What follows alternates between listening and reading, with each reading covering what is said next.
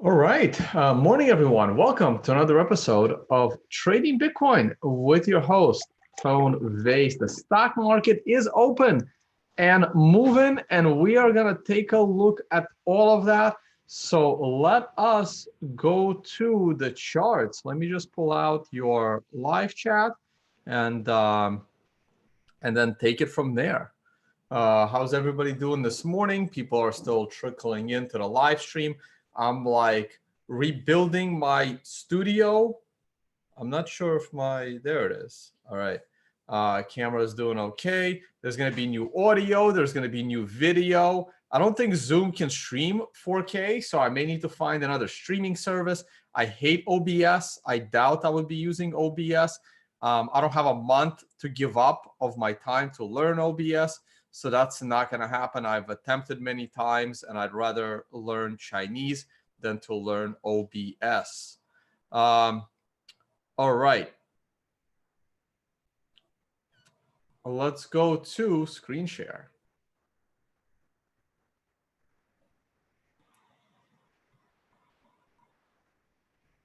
All right, here's the stock market, which, as many people are texting me, has completely decoupled from all sense of reality. So we had curfews in many major cities. Of course, protesters ignored those curfews.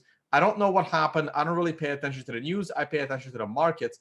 And the markets are not yet like dropping. I mean, the S&P market was dropping in overnight trading. And then all of a sudden, early this morning, it is starting to pump again.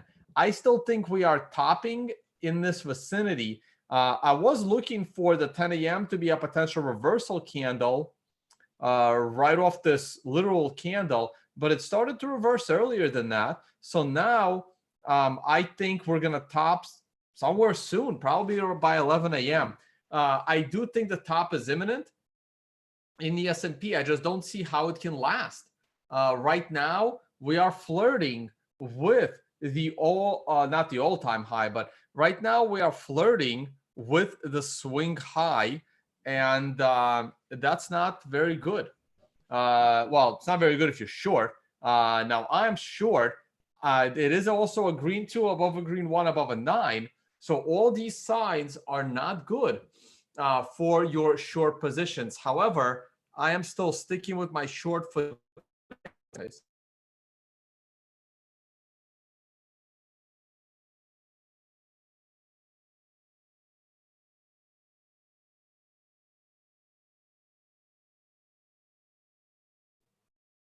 I am still sticking with my short for today, but if we close at the top of this candle, I will probably cut bait on the short trade before market closes.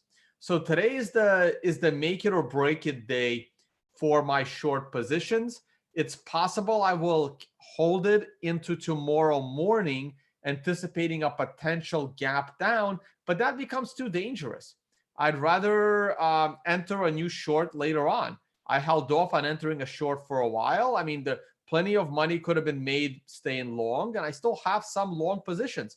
I sold some covered calls, and those don't expire till the third week of June. So I'm still profiting on other positions with the upside in the market, but I am trying to completely get out of trading again because I want to start doing videos about educating on Bitcoin, and that just seems more interesting to me and way more valuable to the world than how my personal portfolio is doing, but it's doing just fine.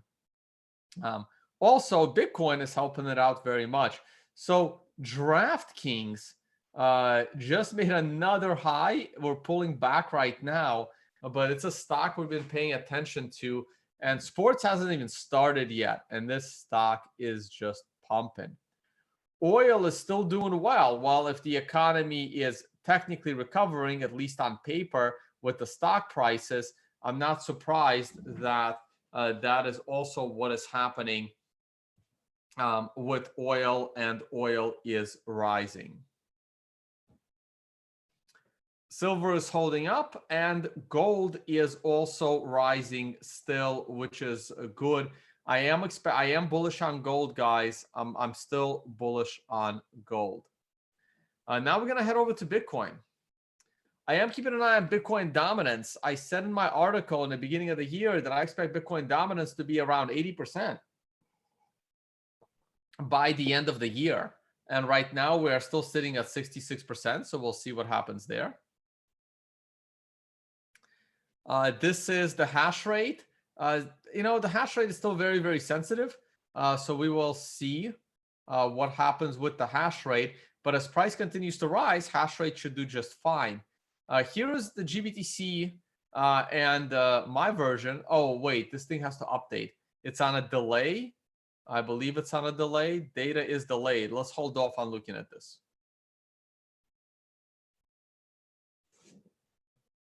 Here's the 4-hour Bitcoin chart. The 4-hour Bitcoin chart is still looking pretty bullish.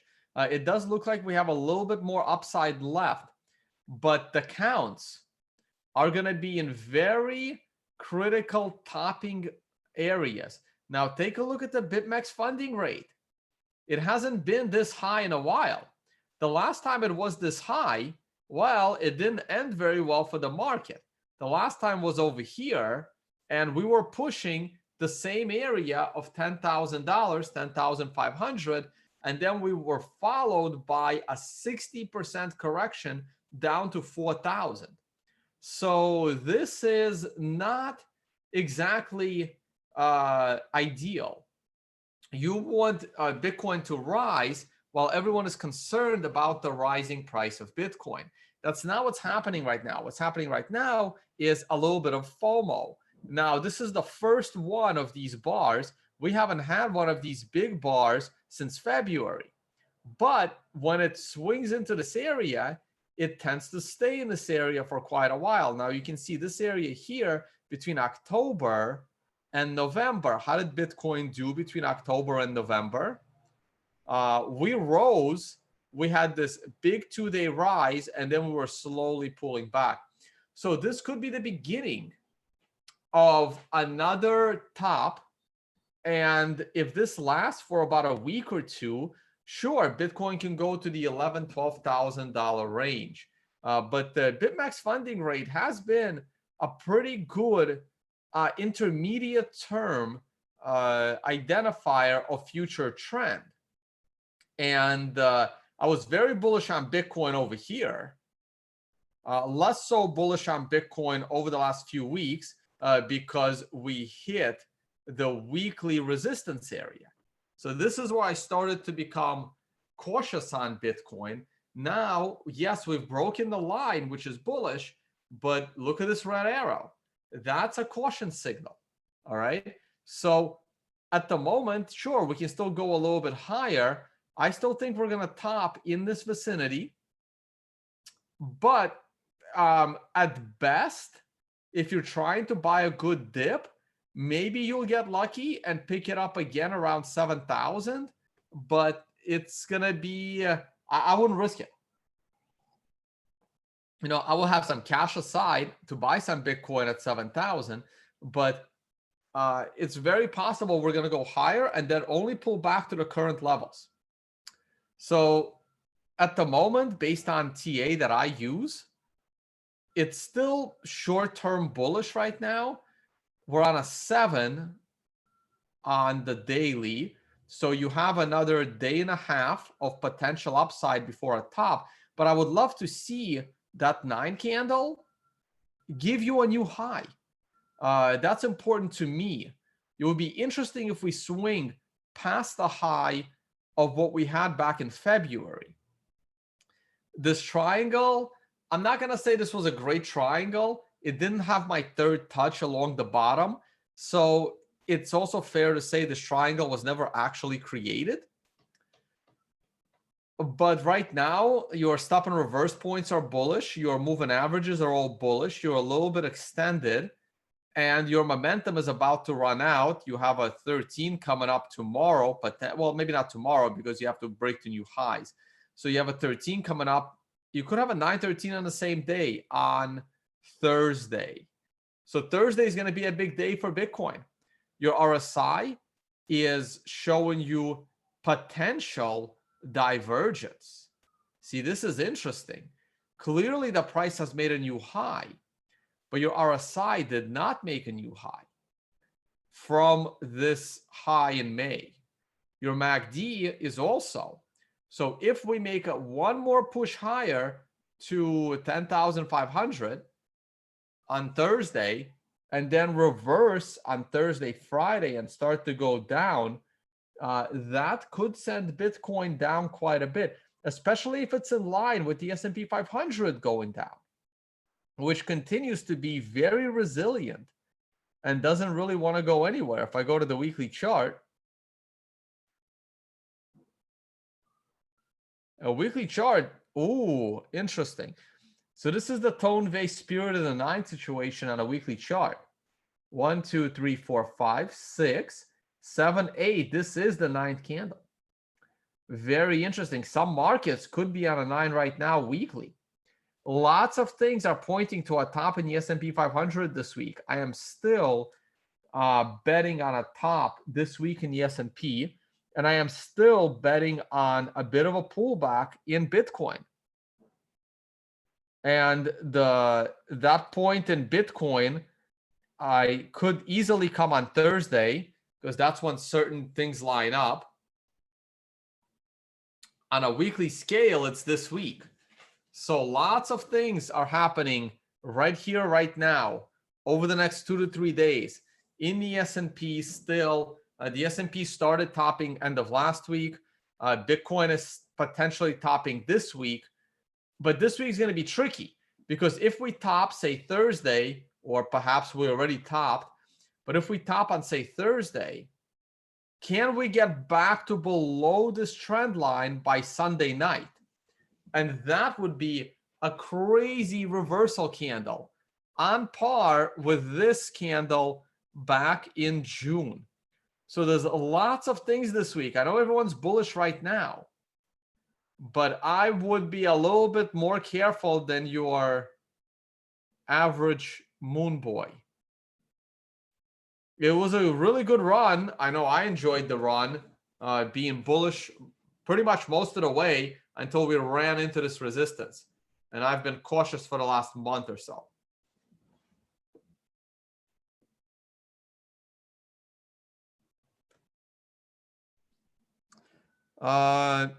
No, everything should be working. Audio, video should be fine. I know I see some people.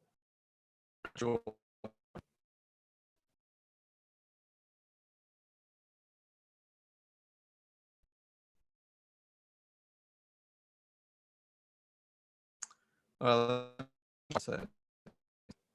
I'm good. I'm good with that.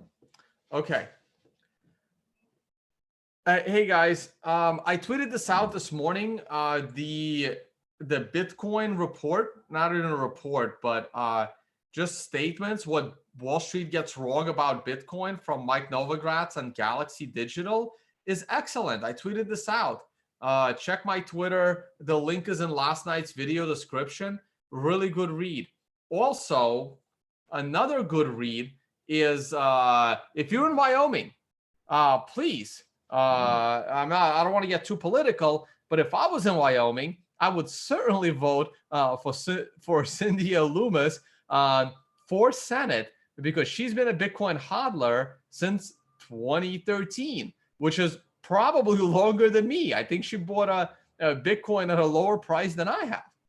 And she's getting very good advice from people like Will Cole and Parker Lewis of Unchained Capital, which is another blog I do recommend. I need to add like some of my favorite links into my website. I got to read. I'm not going to redesign my website, but I need to upgrade the content on my website.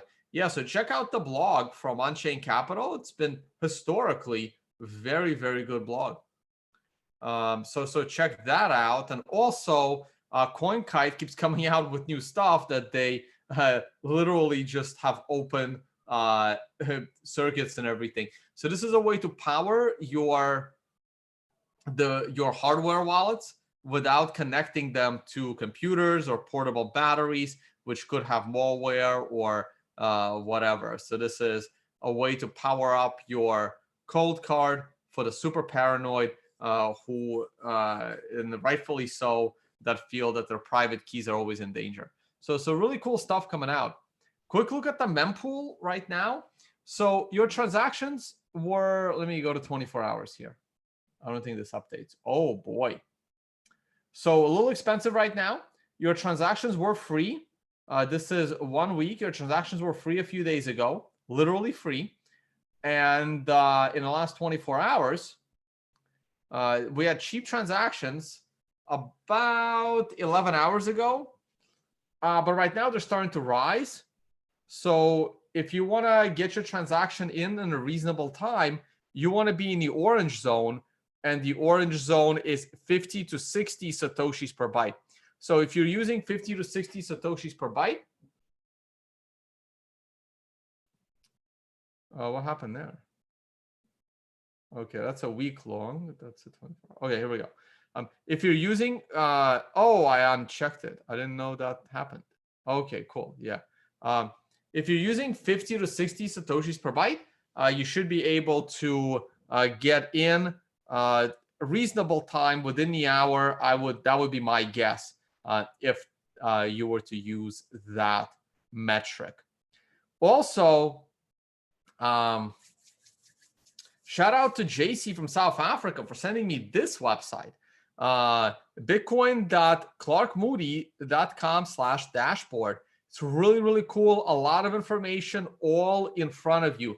This is kind of how I like my websites. I hate clicking and I hate scrolling.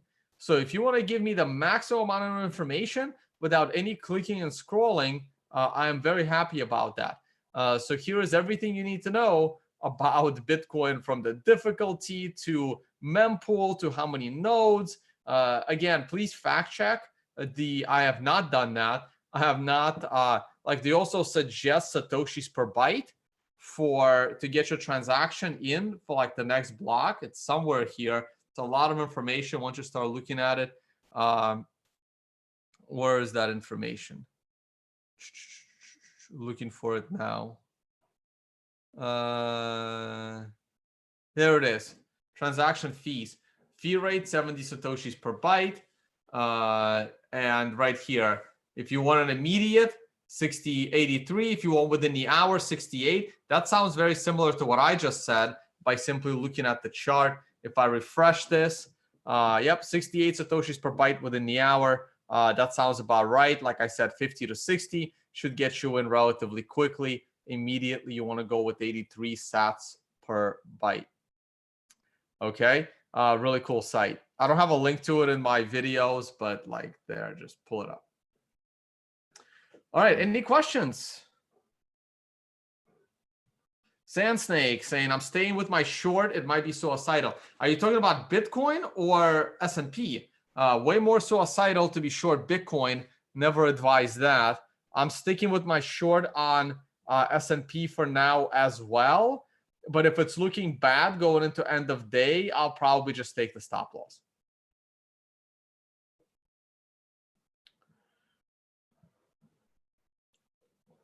All right, any other questions?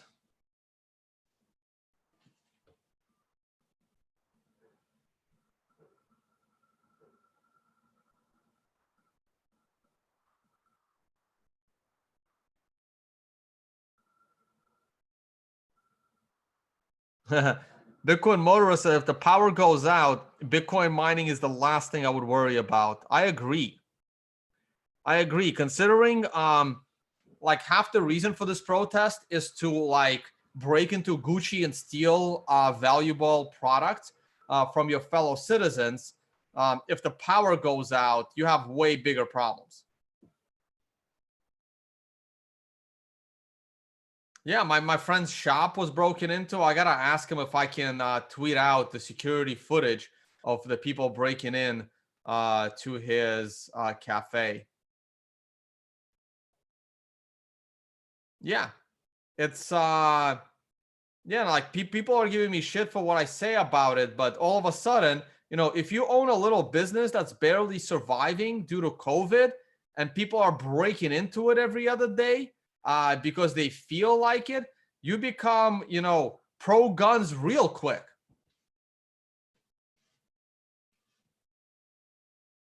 I mean, I was always pro guns, but people that are like, oh, let them just, they're just frustrated. Let them work out their frustrations. That's fine.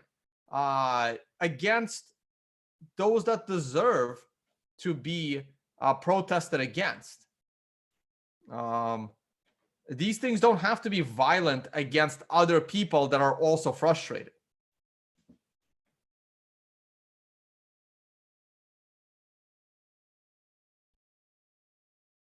Fear greed index has been in the fear since March. Isn't that bullish? Yes, it is.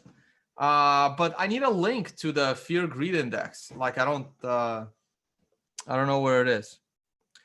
Thoughts on Trump's response to current protests?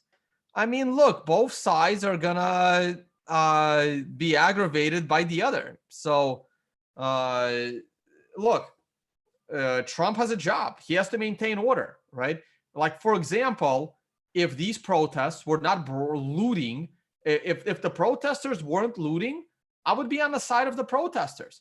But they're looting, right? Your average citizen is going to be scared to go out at night. There's a difference between protests against the government or protests against bad actions by police, and then protests that lead to burning of cars of people that live on that street. So those are two very different things. So unless the protesters are actually, you know, keeping each other in check and not destroying private property and not burning down cars and not breaking into businesses, I have no choice. I have to side with Trump on this one, right? Do a good protest. You know, attack things that deserve to be attacked, not your fellow citizens. That's what frustrates me.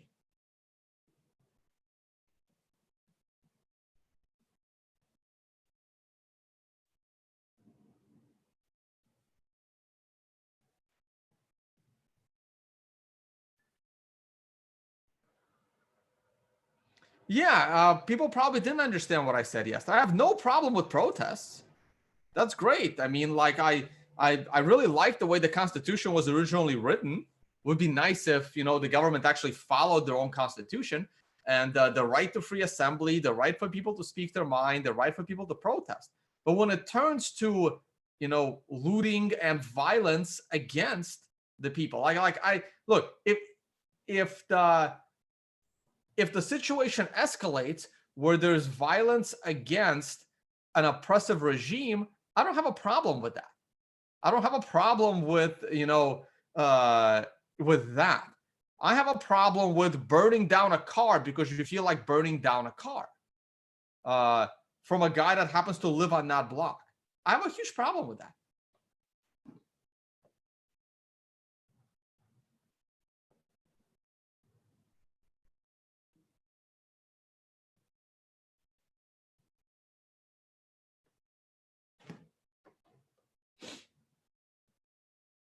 Tone, BTC pumped yesterday just after Trump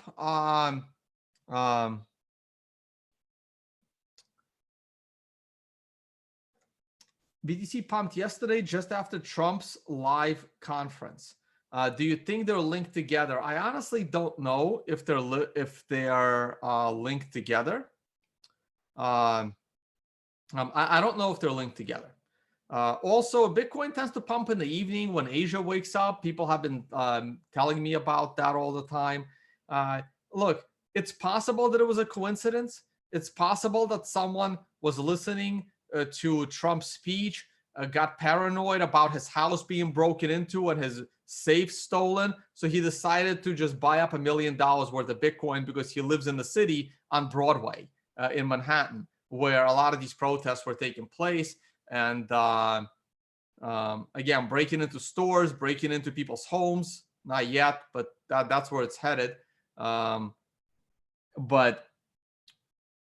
yeah, I mean, it could be tangentially related, but it's not. I don't think it's like a conspiracy.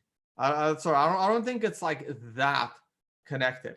I don't think that there is. It could have been some algos from some major players that read something in that speech and decided to buy a bunch of Bitcoin.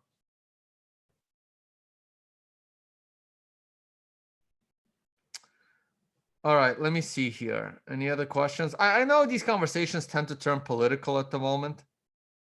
Look, there's no good solutions. There's no good solutions. If Trump doesn't do something and doesn't send the National Guard, then he gets accused of being a president that doesn't do anything to prevent rioting and looting.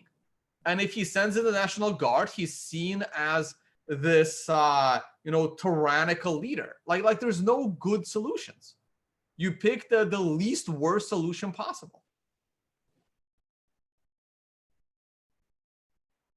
If these protests were not destroying private property and were not breaking into stores, especially like this isn't like random, right? Like I know people whose stores got broken into. So it's personal. It's personal. Like what would happen, right? If you are a small business owner, let's say even in Manhattan, where guns are pretty much banned. So your store is being broken into. What do? Do you shoot the guy? I wouldn't have a problem with that, right? Shoot him. You're right there. You hide in the back of your store, wait for someone to break in. That's how else do they learn their lesson, right? They're breaking into your private property. But if you do that in New York, you will probably get arrested for it, even though you're defending your property. See, there's a reason why these things aren't happening in certain cities and certain neighborhoods that are very pro-gun and way more, on the self-defense side of things. What do you do?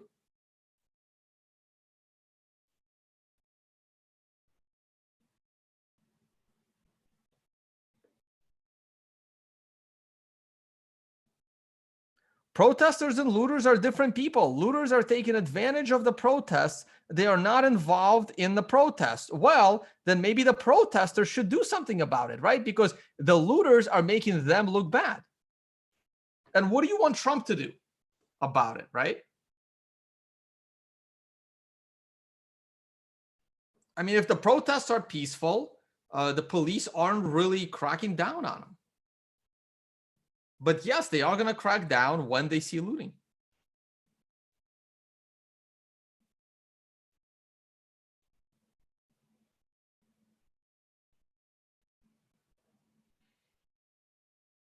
Tone, I understand your point of view, but you should probably look at some videos of the police acting like total thugs. Yeah, I've seen those videos. Lots of unnecessary violence on their part. Right. But that is a reaction to lots of unnecessary violence on the protesters' part.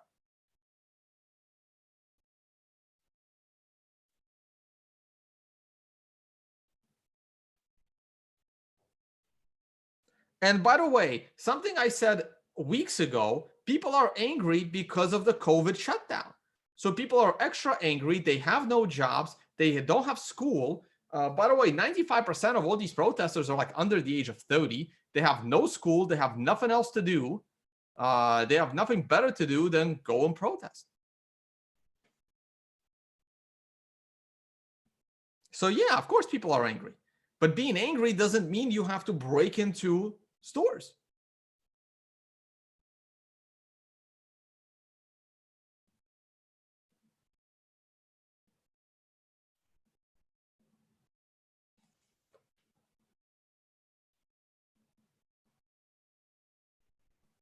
I agree. If you are a serious protester, you don't want to see looting.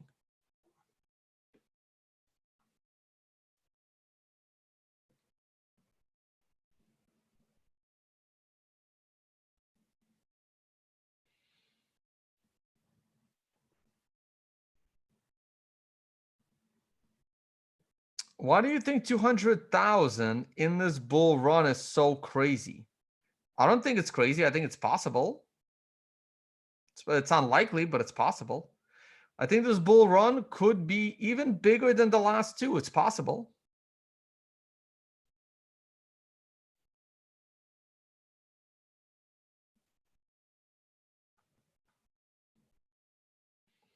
The people outside the White House were peacefully protesting, and Trump got them. It's a little different. It's a little different when you start protesting in front of the White House. Because considering how violent a lot of these protests ended up, put yourself in Trump's shoes, right? What are you supposed to do if a giant mob is in front of the White House and he feels that he could be potentially in danger? And what do you do? What do you do? See, it's easy to judge what Trump does. Put yourself in his shoes. He's still dealing with the freaking coronavirus. He's been dealing with the Democrats trying to get rid of him from office since the moment he got elected. You know, put yourself in his shoes. Let's see you do a better job. Good luck. Good luck.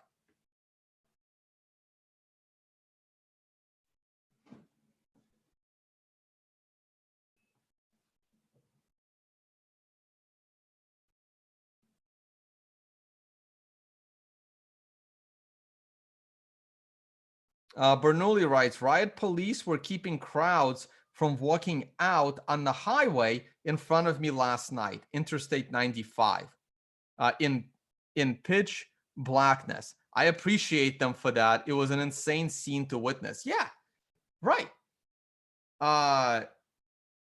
In New York, the Brooklyn Bridge was totally blocked. How are people supposed to get home to their own boroughs? You know, other people have lives too.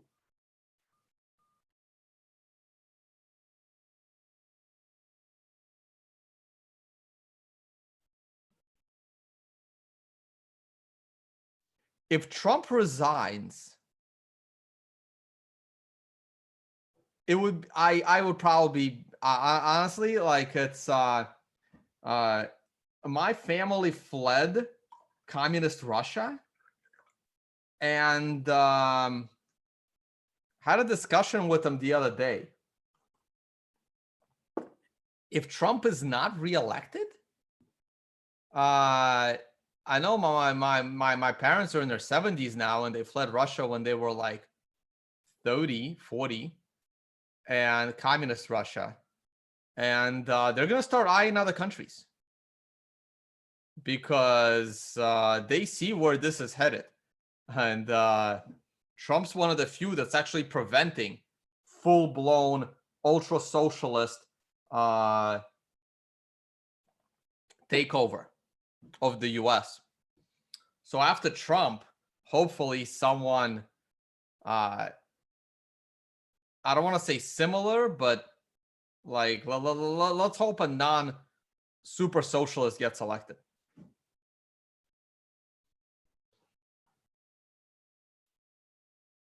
If Trump doesn't win the next election, I'll be spending a lot less time in the US, trust me.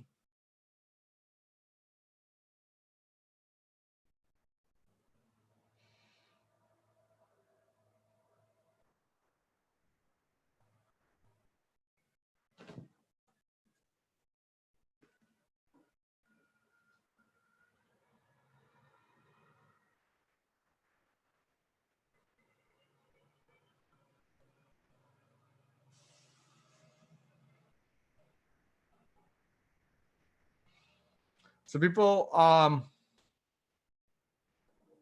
asking, where are you going to go? Well, I'm going to certainly go to where life's cheaper.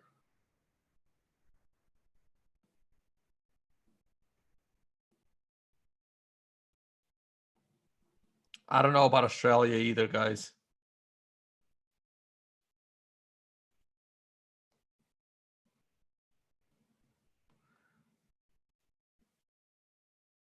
As someone from Europe, I don't understand how anything is working in the States. Everything seems to be falling apart. The reason why things are working in the States is because, like, the smartest people still want to come here and build stuff. But if that ends, look, I've been to Egypt and I've been to India, and shit is not working there at all. So it's about effort of the people. And if the people are no longer coming, then it's in trouble.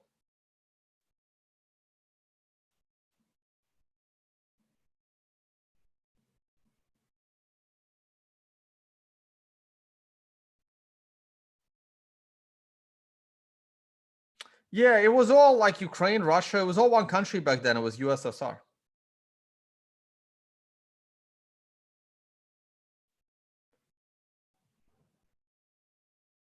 Am I gonna vote? Probably. I voted last time. You guys know who I voted for. I don't think I have to vote this year. Trump's getting reelected, guys. Whether you like it or not, it doesn't matter.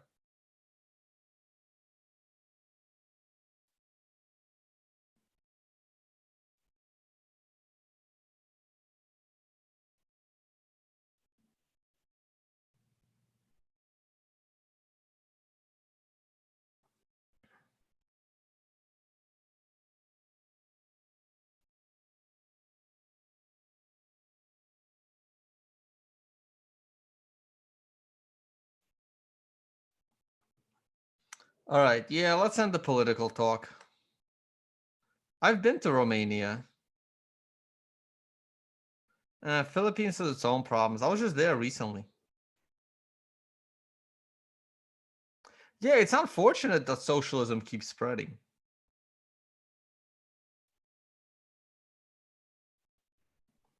Tone, what price do you think smart money will sell Bitcoin? Would it be around 288,000? I think it'll be lower than that. I think smart money is going to start selling around $45,000, $50,000 a Bitcoin. Look, because smart money isn't like a noob shitcoin trader. Smart money isn't looking for a 100x return. Smart money is happy with 2 to 3x. If they get 5x, they're ecstatic. That's what smart money is. Like, definition of dumb money is waiting for a 100x return. Smart money takes their profit after, a few 100% returns. So smart money is selling at like 45,000.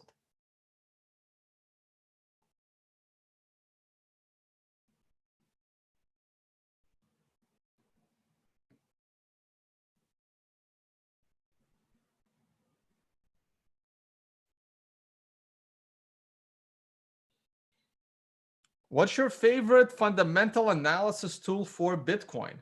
Well, it's very high level fundamental analysis. As long as the government continues to crack down on the use of physical cash, as long as I feel that the euro is going to break up into its components, as long as the AML KYC laws are bad, like as long as the government keeps printing money. I mean, that's the real fundamental there.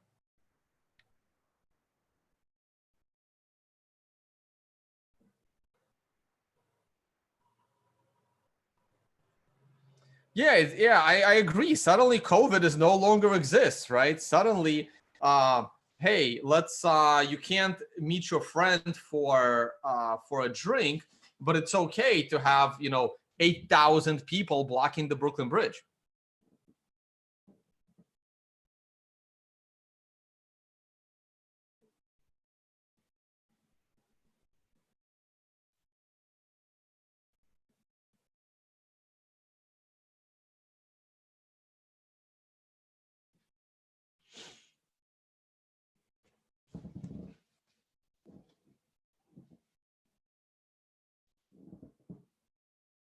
I mean, yeah, I mean, like look, the last this year has not been very good for Trump.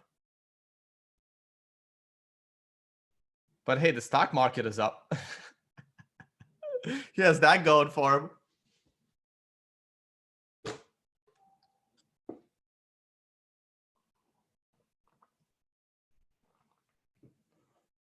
I always said all the businesses should not have been shut down, or maybe shut down for like a month, but the economy needed to open up. The economy needed to open up.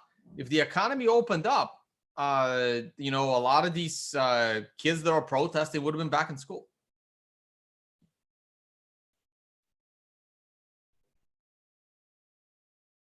The economy was closed for too long, and it really escalated the violence with these protests, alongside these protests.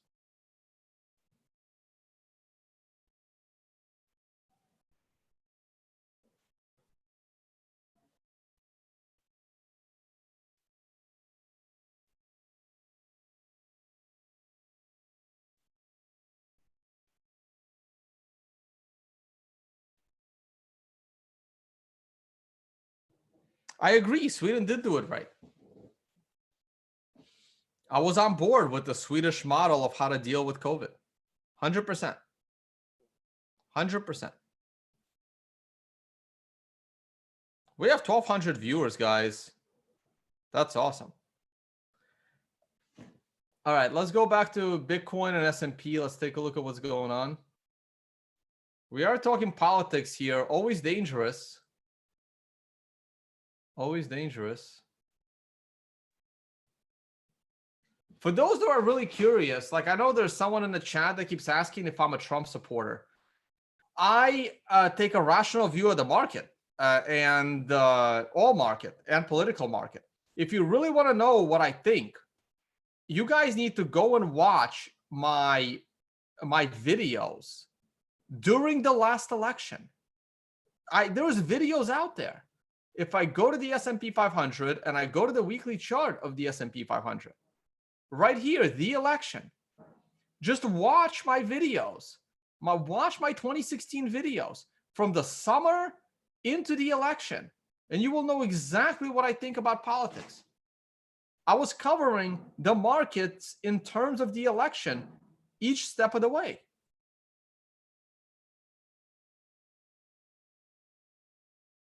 Lots of politics discussions here around the election time. So go back and check out those videos. They were very good. Very good, as far as I remember.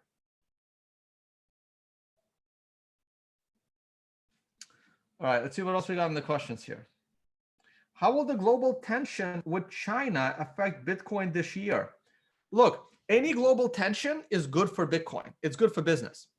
Now, any escalation, see, there's a difference between tension and actual retaliation or escalation. So let's say a trade war with China is not great. A real war with China is bad. But if it's just tension, that's great for Bitcoin, because anytime there's tension, people are looking for a way to exit the system. So, you know, talk of the euro breaking up is great for Bitcoin, but actual breakup is too chaotic, and it's probably more than what you want for the price of Bitcoin to rise.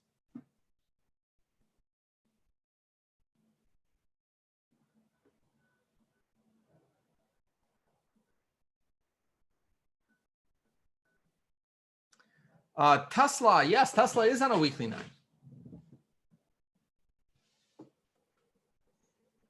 I'm going to look at Bitcoin right after this.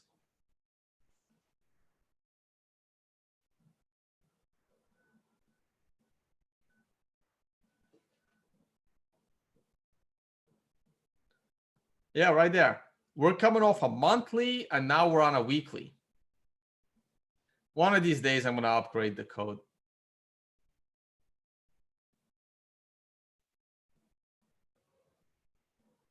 Right, so the monthly is over. So this is interesting. Yeah, so like I keep saying, I think the market is topping right here, right now. I really thought it topped earlier. Let's go to the daily. It's the weekly.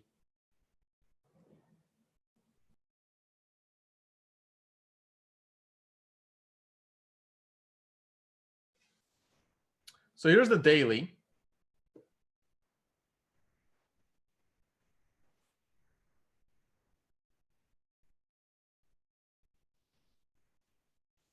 So the top right here is 68.67, and the top here is 55.85.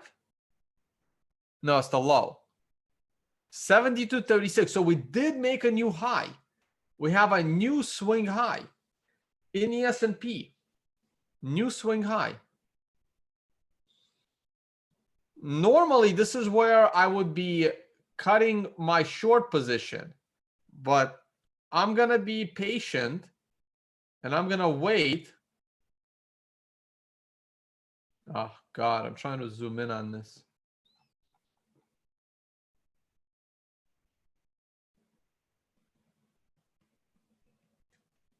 All right, where's the high here? There. So normally this is where I say, hey, you know what? I got to end this trade.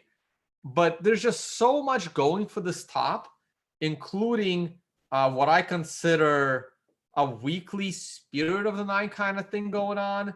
And I'm willing to hold it just till the end of day to make sure that I don't like cut my losses at the top and then watch it just crater down.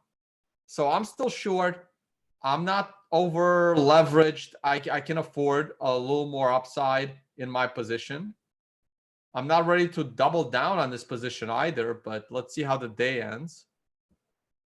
Your thoughts on real estate? I'm trying to buy. No. I am not interested in real estate right now. I am very bearish on real estate right now because a lot of things are bad for real estate these days.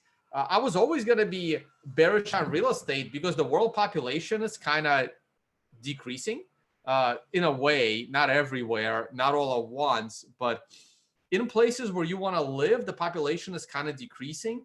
Not to mention because of COVID, a lot less people are going to need to live in the big cities.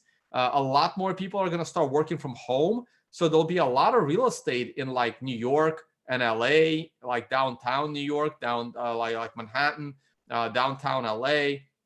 A lot of that real estate is like going to be like, well, why am I living here? Why do I have to deal with protests and riots and looting? I can just live out in the suburbs. I can own my gun. I can live out in the suburbs, and I can still work my job remotely. Thanks to COVID, I can do that now because more companies are going to be open-minded to. Oh, what happened? Bitcoin dump? Whoa. What happened there?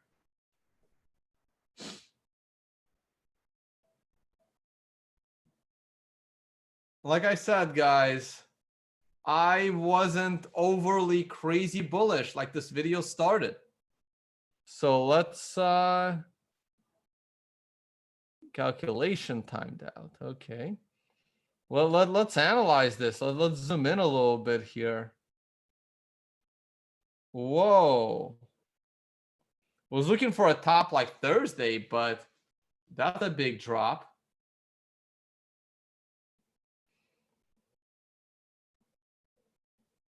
Yeah, don't be over leveraged. Let's zoom in on this. Let's go to the 10-minute chart.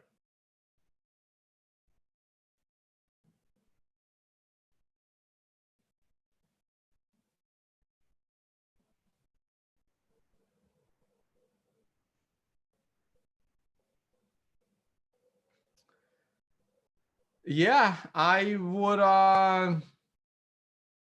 not want to be long Bitcoin right now.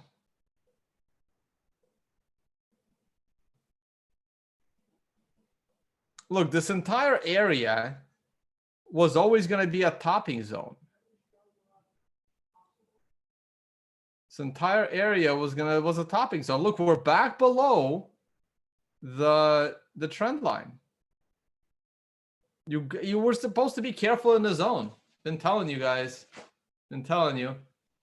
It's it just flew right into a no trade zone. This is a monster reversal candle marking a top. Can we still go higher into Thursday? Of course we can. This is a clean double top. Look, I would love nothing more than to watch Bitcoin pull back to $7,000 area throughout the summer. Then in late summer, come back to 10,000 and break out above 10,000 late October, November into end of year. That would be a perfect inverse head and shoulders. Can send Bitcoin easily can send it to 15,000 by the Q1 of 2021 if we break out in say November, December. Probably even higher.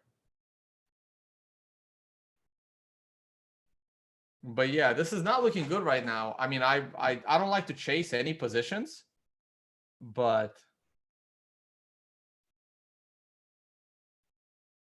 yeah, GBTC needs to I mean, it's on a delay, right? So that's how, like, one of these lines is not on a delay, but the other one is. So I may be able to buy in nice and cheaply. Accumulate more Bitcoin at a lower price.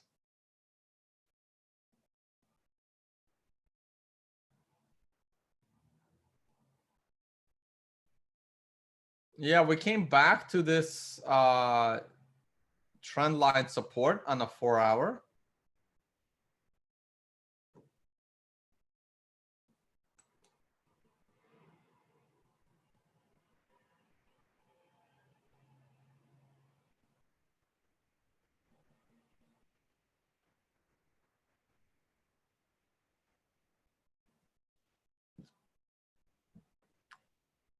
All right, what's going on? Do you see gold topping and correcting towards 1600 anytime soon? I'm kind of bullish on gold. Yeah, look, we came and we just swung above the middle of the channel, and we just swung to the bottom of the channel. Man, I know Joe Saz was short, but I think he got kind of caught up in this big move, and now it crashes. I got to check with Joe, see what's going on his end. Someone say nice Bart. Yeah. Yeah. So S&P is still holding, but I still think it's going to dump as well. How do you explain this in human psychology that Bitcoin shoots up 500 in one day just to go down by the same amount the next day? It's not human psychology. It's illiquid market where a guy with $10 million can cause this. It's not about human psychology with Bitcoin. It's more that it's an illiquid market. I mean, when one Bitcoin is $300,000, this would be a lot more difficult to do. Sure, we'll move $500 in one day, but not on. But percentage-wise, you won't be able to move it like this.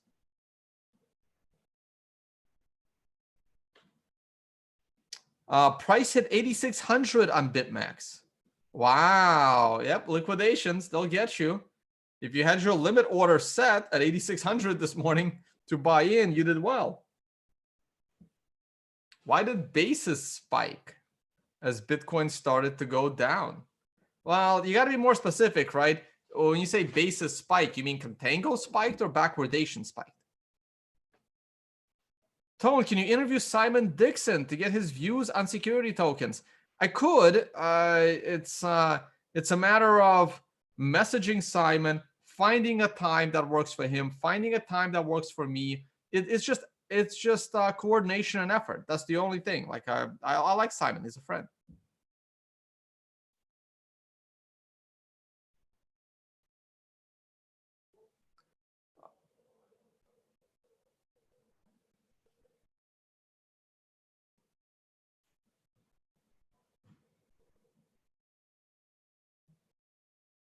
Let's see what else you guys got. Oh, I'm looking at S&P. I should probably look at Bitcoin.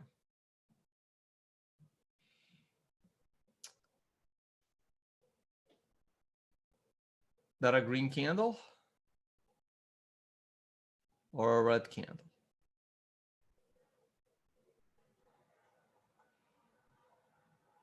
That's a green candle.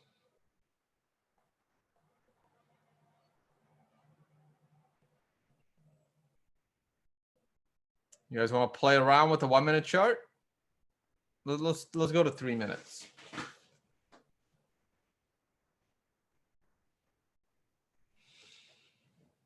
Let's go to 1 minute.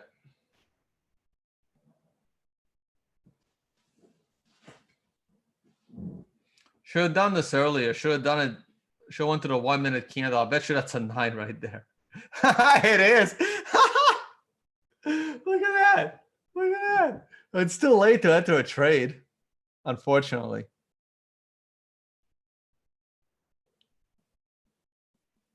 I should have done this earlier. Should have done this in real time. I would have said, hey, I'd scalp long right here.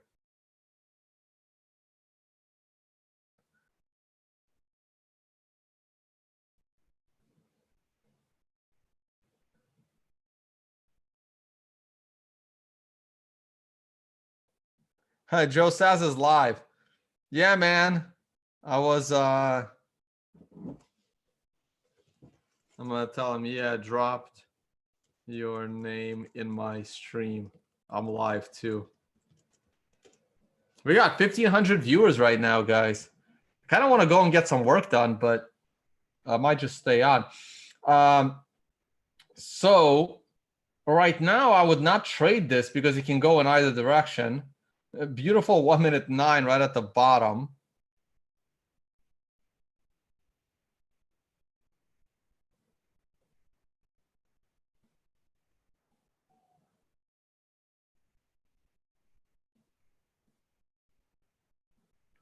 Someone says it was an obvious Bart Simpson. There's no such thing as an obvious Bart Simpson. It's only obvious after it happens. The price could have easily spiked one more time to 10,500.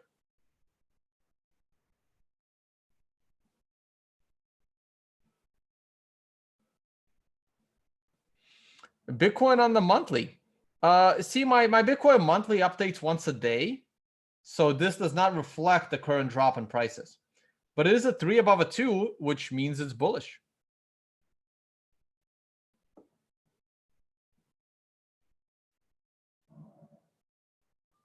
I want this to get to like a 9 in 4 minutes, and then there could be like a 1 minute shorting opportunity.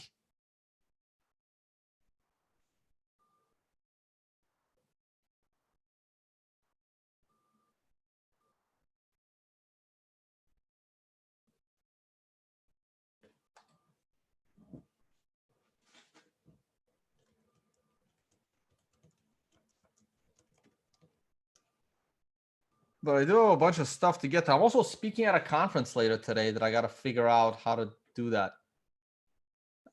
Each conference is different. I'm speaking at Value of Bitcoin online conference.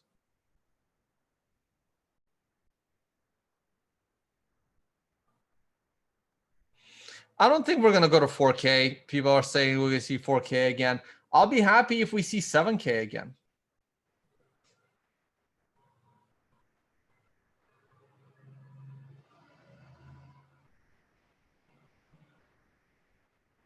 All right, let's see if we can get to that 9 on a 1 minute time frame. It's going to be a challenge right now because we got to get a new high close. And it looks like it's already turning.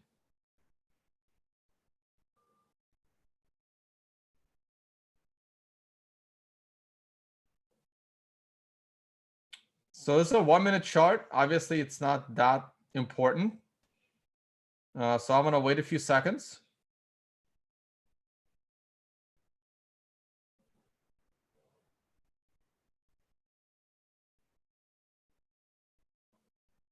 I want this candle to end to see where we are.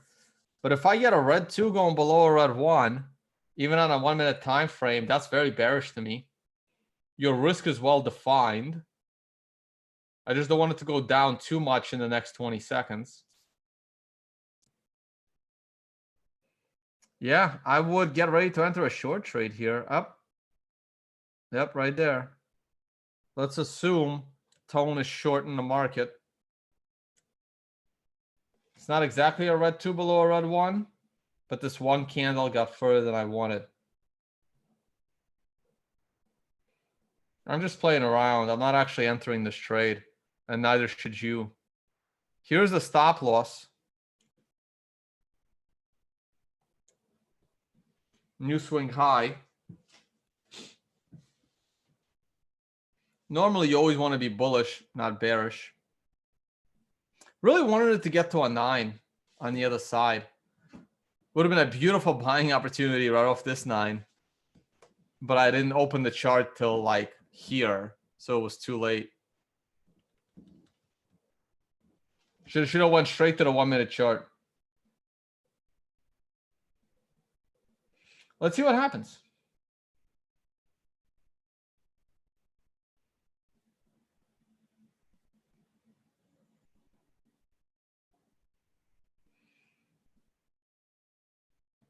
If we go below this red line, I'm lowering the stop loss.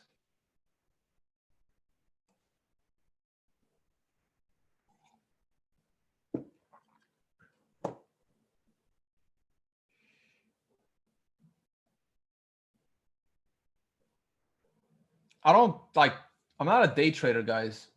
Don't know, I used to be, but it's been ages. It's been way too long. Such a stressful lifestyle, day trading. Way more fun swing trading. Speaking of swing trading, how's S&P doing? I really care about that one. Oh yeah, it's breaking new lows. Should probably add to my short, but that's okay. Let's go back to this 1 minute candle here.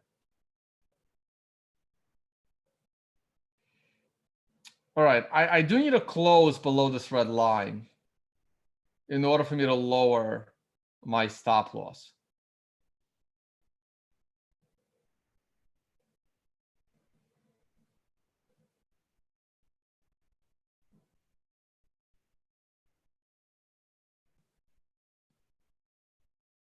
Though BitMax capitulated if it dropped all the way to 86. So I think buyers are starting to step up. Joe's got the order book. He's on his live stream now. We have 1,600 viewers, guys. That's a nice looking 1 minute candle to bounce the price off capitulation. I don't think this is over. I think it's going to go lower.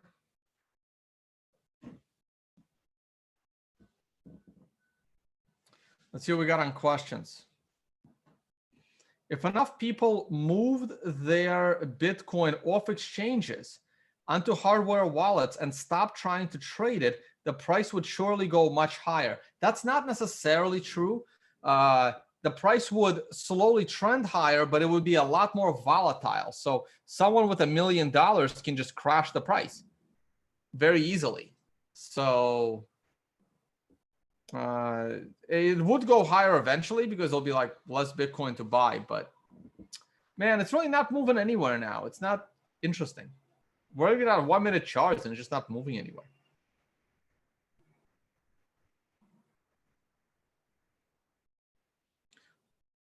One hour chart showing red 2 below red 1. Yeah. Yeah. See, I'm not as confident in this trade anymore because now I just about to get a green 2 above a green 1 on a 1 minute chart here. And now it's starting to look like a bullish pattern. So I'm not interested anymore. It's not as fun. I'll hold it, but this is also when I'm starting to lower that stop loss for different reasons. Because now I'm not as confident in that short trade.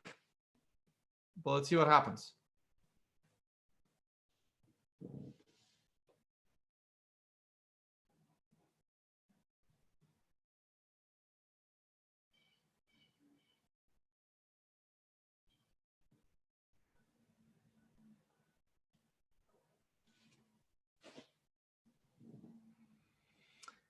Any advice on NVAX? I don't even know what NVAX is. I'm not going to look at it now, and it won't be advice even if I look at it. So sorry. I need to get that private Zoom going. I mean, I don't really. I'm tired of looking at like random stocks on public streams.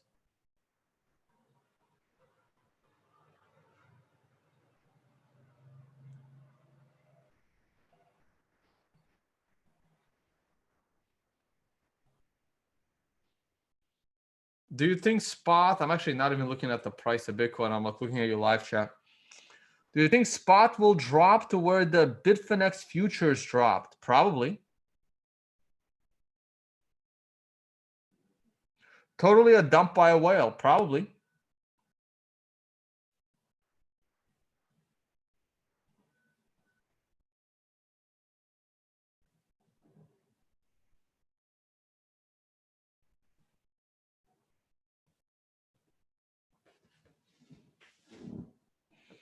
Can someone tell me what the hype is around Bitcoin? It's crazy because I've invested in only Bitcoin. Well, that's the thing, right? Like why did you invest in Bitcoin if you don't know what the hype is? See, this is what bothers me. If you don't understand the hype around Bitcoin, why are you investing in it? Why? Because it's going up in price? That's how you end up, not knowing what's going on. Like I was reading about Bitcoin for months before I finally bought one. Learn about an investment before you buy into it. If you're buying into an investment because it's going up in price, that's how we get bubbles. Watch my presentation. Go to my YouTube channel, go to playlists, watch my presentation from Africa about Bitcoin's value proposition.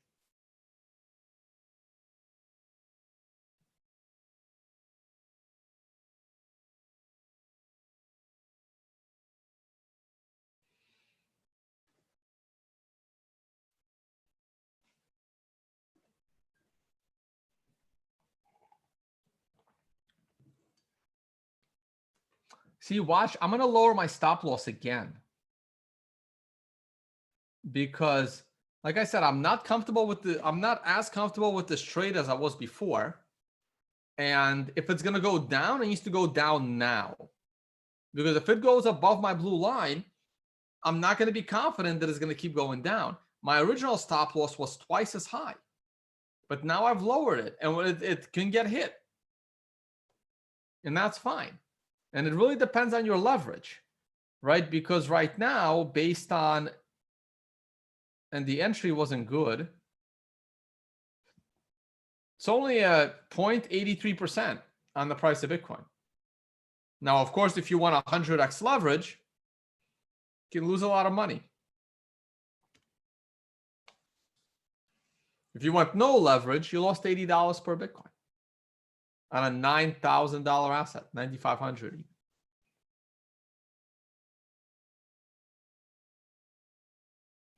It also sucked that this candle really dropped in its last few seconds.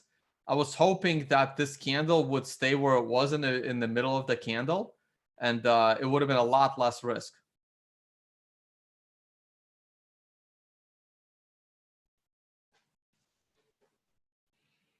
Wait, that's not where it was. It was like here.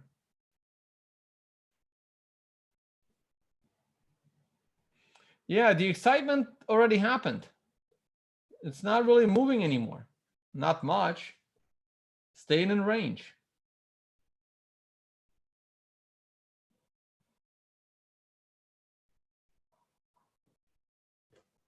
There's a stop loss. Almost hit. About to be in a few seconds.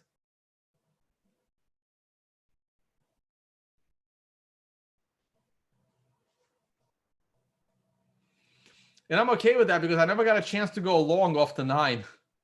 This was the only time that sequential gave you a really good trade, but I didn't open the chart until here, unfortunately.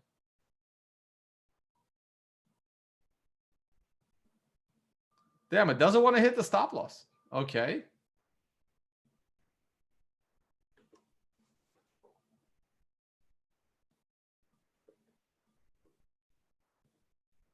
All right, we'll just keep watching. How are alts looking on this dump? I don't know. I don't care.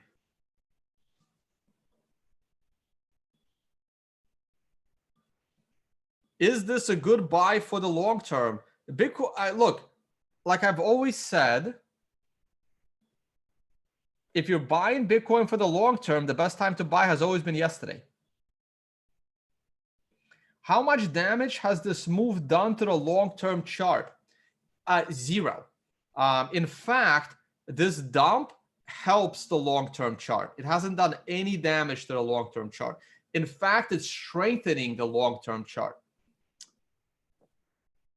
Because this is the long-term chart, and if this pulls you back down into the triangle and it continues in this consolidation, then it only strengthens the long-term bullish case.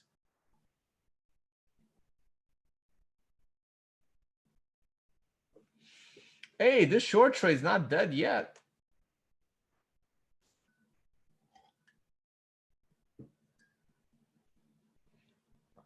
Not dead yet.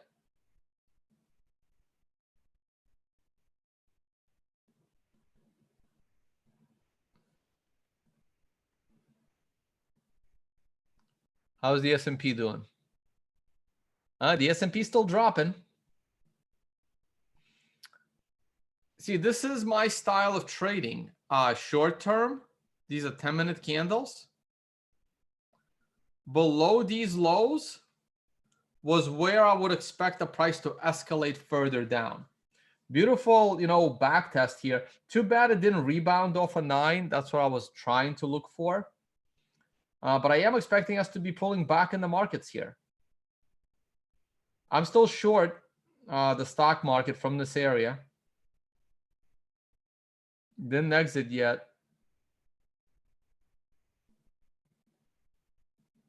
I'm still bullish on gold. And here's Bitcoin.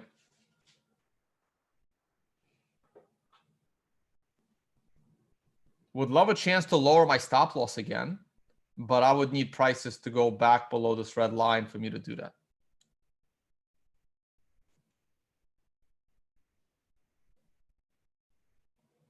Though I actually wouldn't mind, I would even consider doubling down if we're breaking the red line.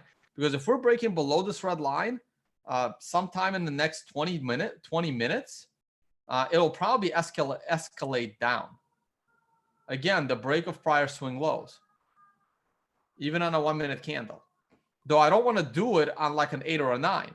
So I would need it on like a 2 or a 3. So what I would need is come back down to this line, go up for a few minutes, and then start to break that line down. But that was me lowering the stop loss. You guys watched it live. Stop loss never got hit. A lot harder to do in real life. Boom, there it is. Am I going to double down on a 5? Probably not. But a close below this line and new lows, lower the stop loss again.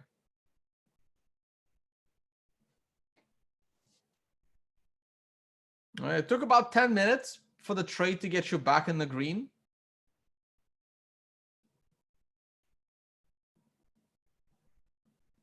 Still back in the red, but we got 1,700 live viewers.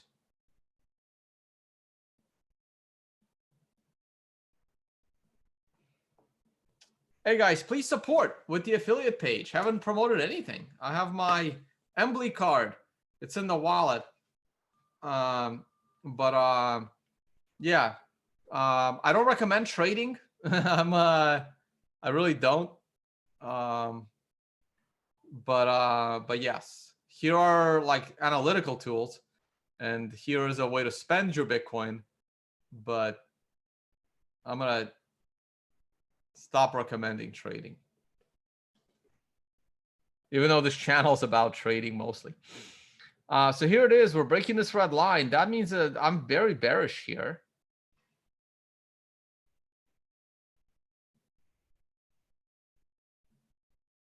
The point of my trading. Oh, someone's buying it up.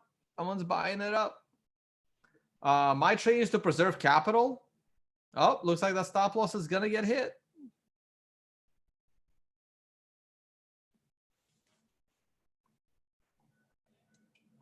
Very bearish was probably a bad term, but I am bearish here on a 1 minute time frame. Got to see what the other time frames are doing.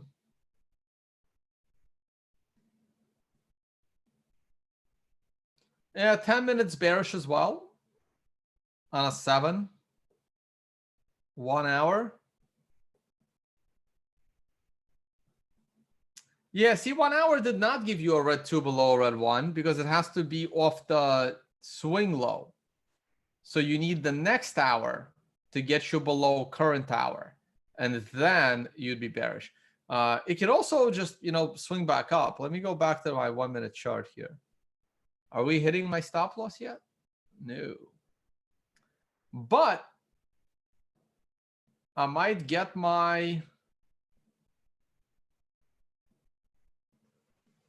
here comes a 9. See, this is a challenge, right? Like, what do I do with that 9? I don't want to take profit on a trade that's in the red. It's not exactly profit now, is it? Now, the trade's still in the red. The trade becomes profitable once we go below the red line. I don't exactly want to double down on this trade off of 8s and 9s.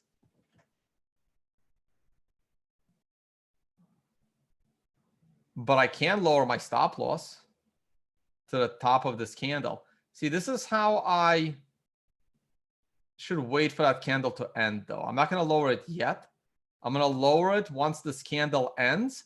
If the next candle gives me a lower swing, I will be lowering the stop loss to the top of that candle. So we're going to wait 30 more seconds. And my goal is to get this stop loss to break even.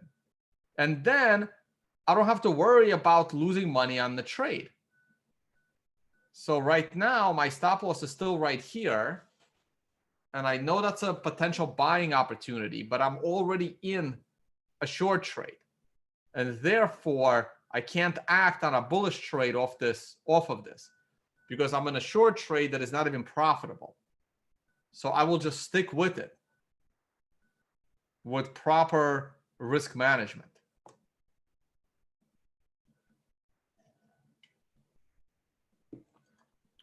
But the moment we get a new swing low, and I think that is it. I think that is it. Yep, and there it goes. So I will be lowering the stop loss to right there.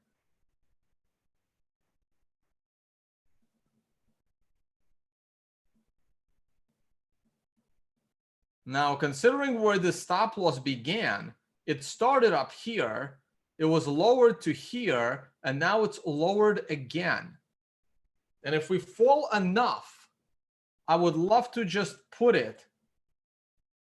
If this candle closes at a new low, I'm putting the stop loss to break even, and I'm done. And there's the trade. The probability of that trade now losing me money is almost zero. It would have to gap over it. And since Bitcoin doesn't normally gap, now, of course, if you have an illiquid exchange, you're in trouble.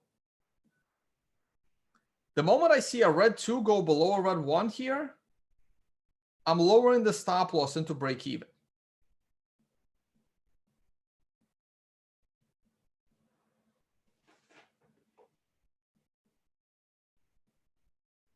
Dow is dumping. Not really. S&P's fine. All right, there's a 2. So if this 2 goes below this red 1, stop loss goes to break even. If a 3 goes below the 2, stop loss goes to break even. But it really sucks if it rallies all the way back up and hits my stop loss. That would be like this is the time that I pray for my trade right now. The time for me to pray for my trades is now, because all I need is another 2 minutes with lower prices, and this is a no-lose trade. And that's the important part to me. The important part to me is not, making money. The important part to me is not losing money. You'll make money as long as you're not losing it. So clearly the 2 is not going to go below the 1 on this candle with 20 seconds to go. So now I'm waiting for a 3 to go below the 2. And then I can lower my stop loss.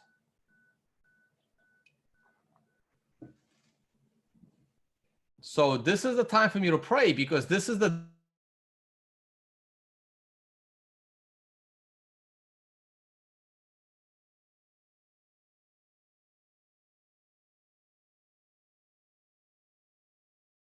difference between me losing money on a trade and now for a virtual conference.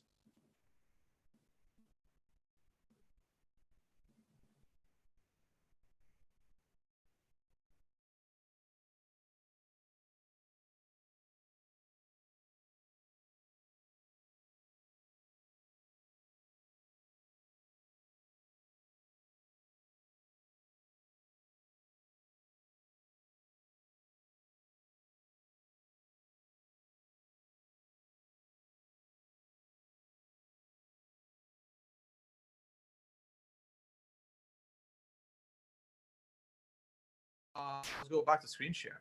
So I lost internet. I was like wondering why the price isn't moving. So we're back. So there it is. The 3 did go below the 2, but because I didn't see it happen, It doesn't mean that it didn't happen. It still happened. But we're just way too close. I'm not ready to move that stop loss yet. I really want to see a close in that vicinity. But I think I'm getting ready to move it down.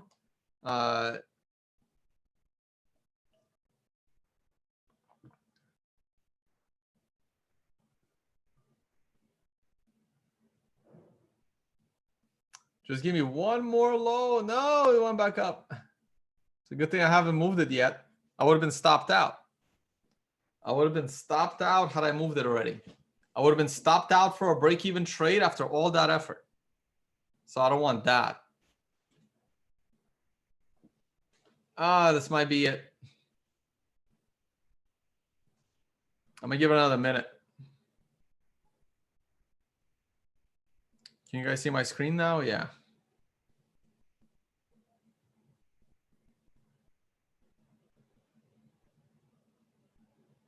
But I am dying to move that stop loss into a break-even position. Normally, I would already be out break-even, unfortunately. It didn't do what I expected it to do. I really expected it to go down earlier. But it's still in that zone. We haven't moved the stop loss yet.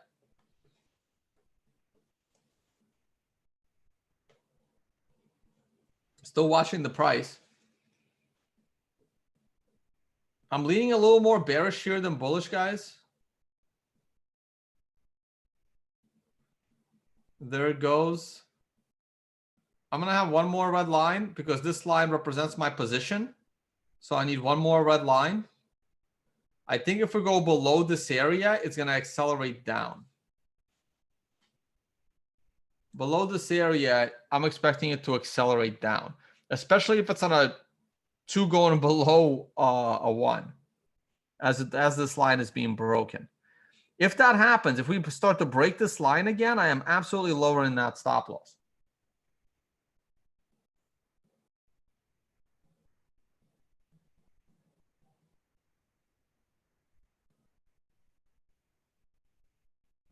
Almost.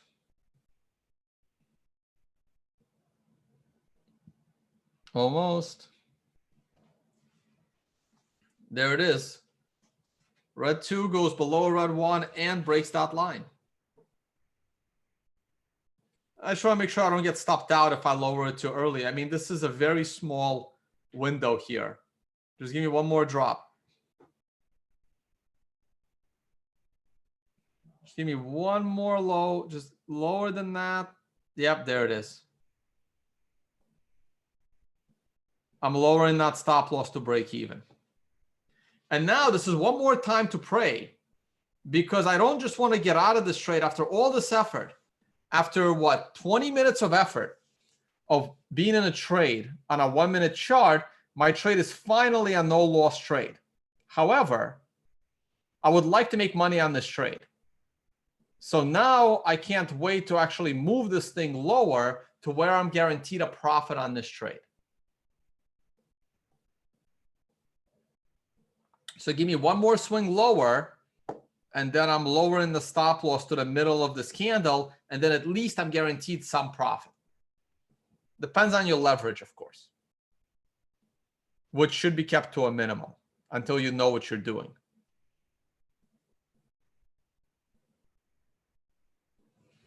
So if this candle closes as a red candle and the next candle starts to go down, I'm lowering the stop loss to here. By the way, I have a whole video on this called Entries, Exits, and Stop Losses. There's a whole video that describes what I'm doing right now in depth for those that are interested in trading. Which isn't easy, by the way. It's hard.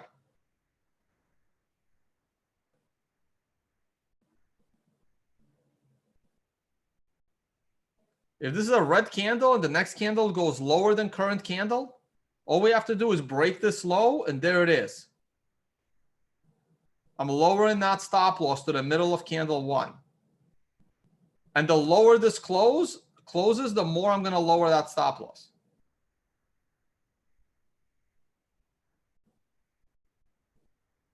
I'm also potentially going to take profit if it escalates down into a 9. So somewhere here,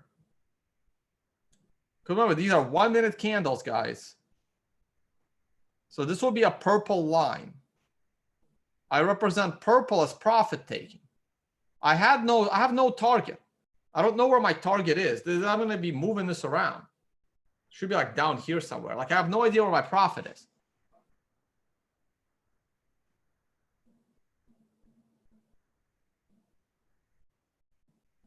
So I'm shorted right there.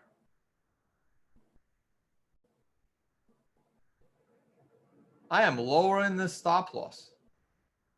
Look at that. Look at that. I better move this profit line out of the way because there's no reason for me to take profit yet. Why would I? The trade's moving in my direction. I'll wait. I'll wait.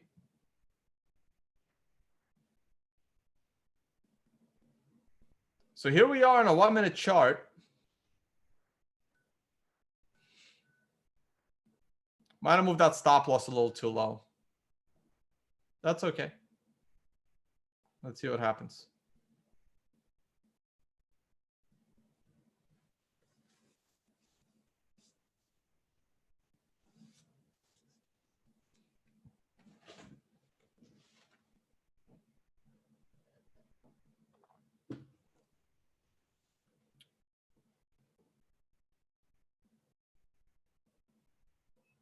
I'll wait till this 9 comes and see what happens. But after that, I'm going to have to call it a day, guys. But hey, what I'm doing right now is entries, exits, and stop losses.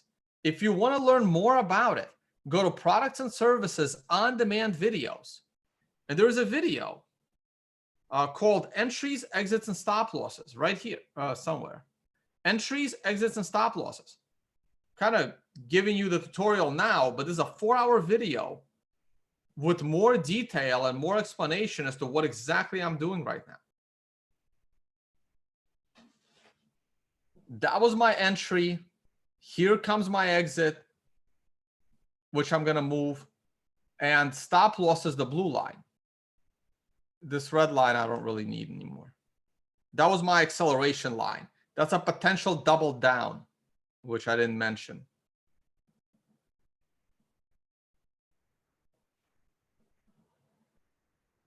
I'll take some profit on a 9 when it comes in 2 candles. Unless it hits my stop loss right now.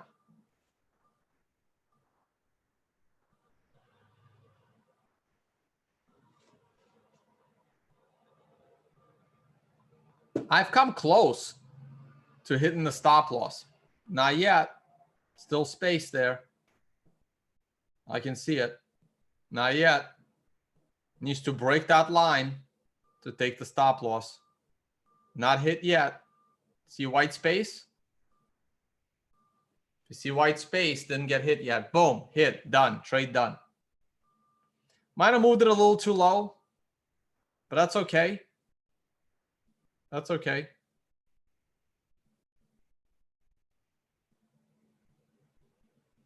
%.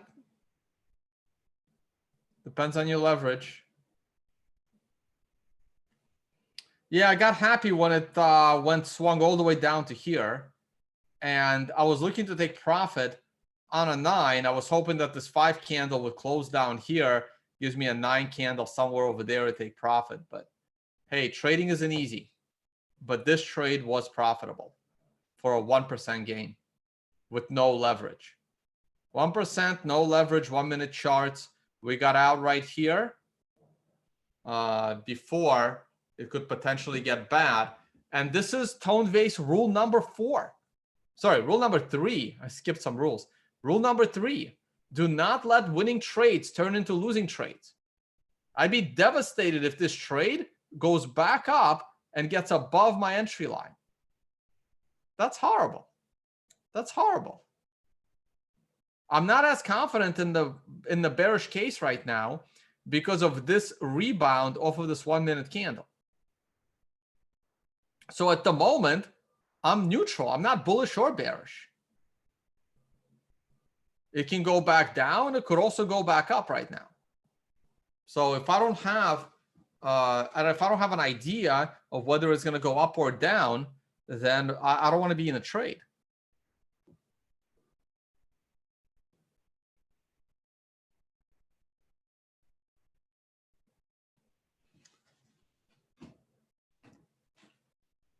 Let's look back at the S&P.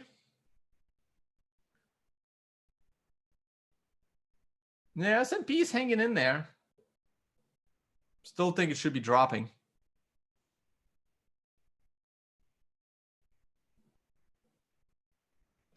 Tone, you can trade directly on this chart by using paper wallet in trading panel. Sure. I'd have to learn how to use that feature. How do you short Bitcoin? If you don't know, then don't do it.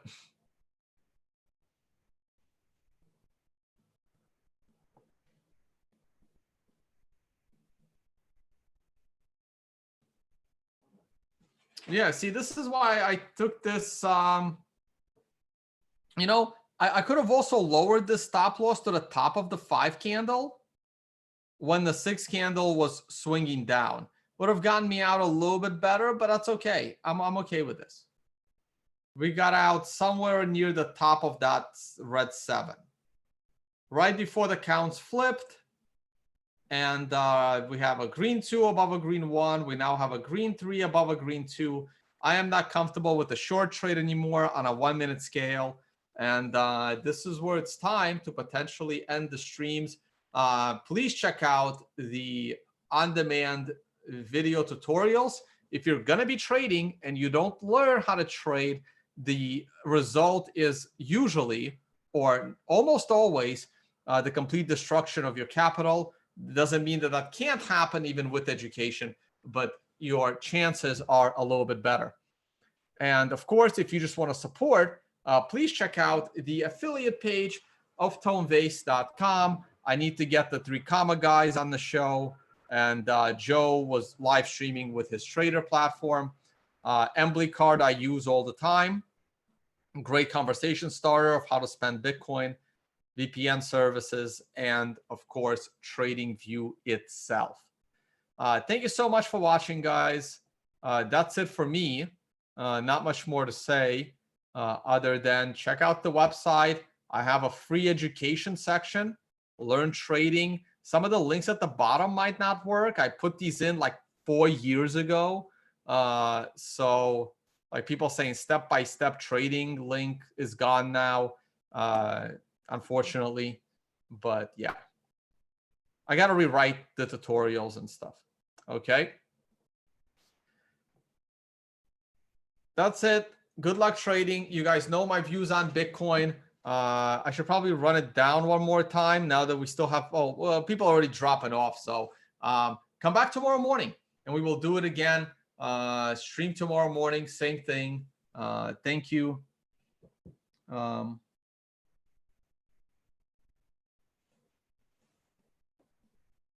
All right, guys, I will talk to you all on the next one. Thanks for watching.